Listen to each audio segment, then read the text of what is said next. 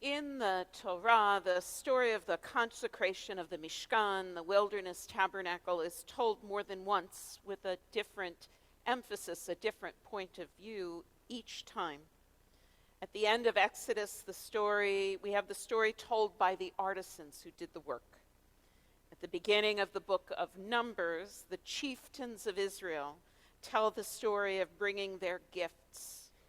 Here in Leviticus, the book of the Torah, focusing on the priests, the story is told from the point of view of the priests.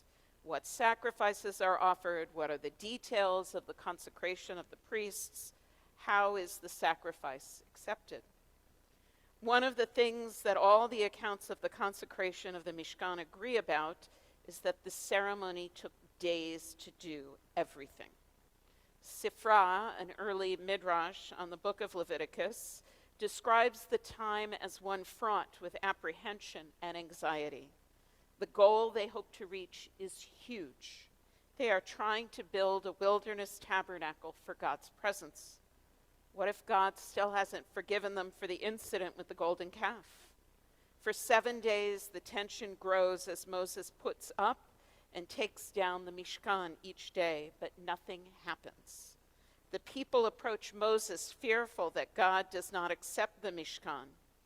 Moses reassures them, saying that Aaron will be an excellent high priest for them, and that they will know that God's presence rests on the tabernacle when Aaron finishes the final offerings.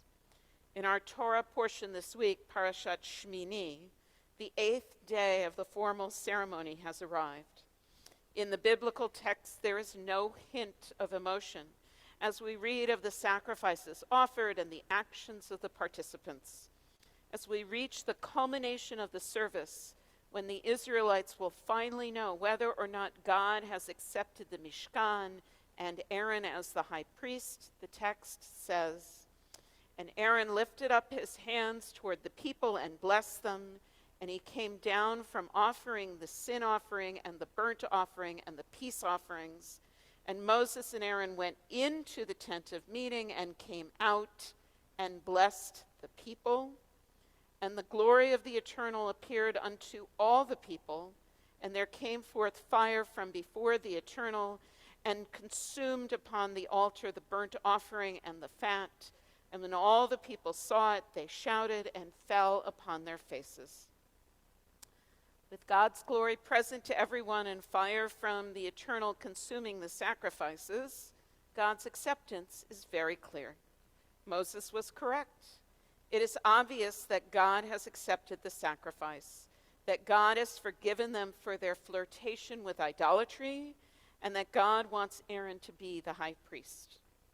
If we go back over the steps that Aaron takes in his role as the high priest, leading up to the acceptance of the sacrifice, it is unusual that he blesses the people not once, but twice. Why would the high priest bless the people twice in the context of a very structured, very formal ceremony? The modern commentator Joseph A. Hertz suggests that the first time Aaron is actually blessing the people, and the second time he is merely greeting them, which is plausible, but seems like a stretch given that the verb used in both instances is the same.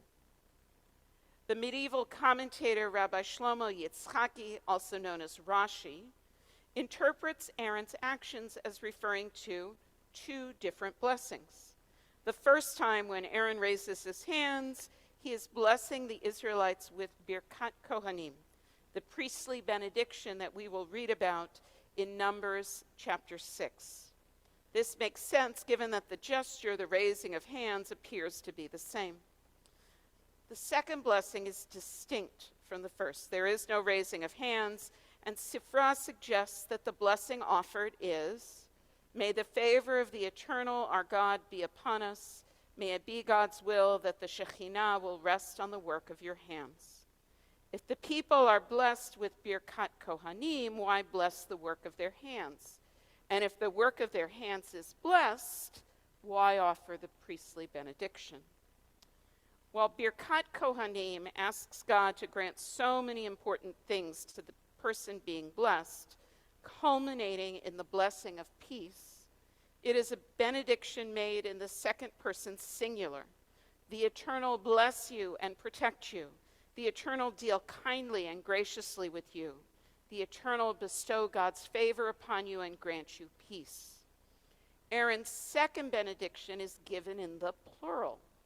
The first half of this blessing is said for the community as a whole, including Aaron in the first person plural. May the favor of the Eternal our God be upon us. Aaron then makes the second half of the blessing for the community standing in front of him in the second person plural. May it be God's will that the Shekhinah will rest on the work of your hands. Immediately after Aaron says this blessing, God's presence is seen by all who are present, fulfilling both halves of the blessing.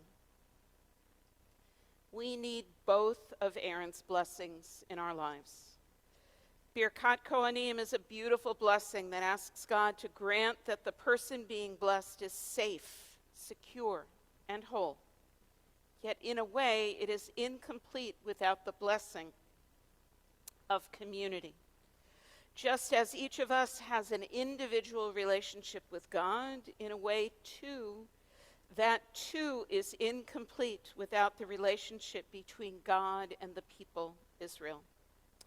This Shabbat, may the favor of the Eternal our God be upon us, and may we be granted not only God's blessing of peace, but the blessings of community.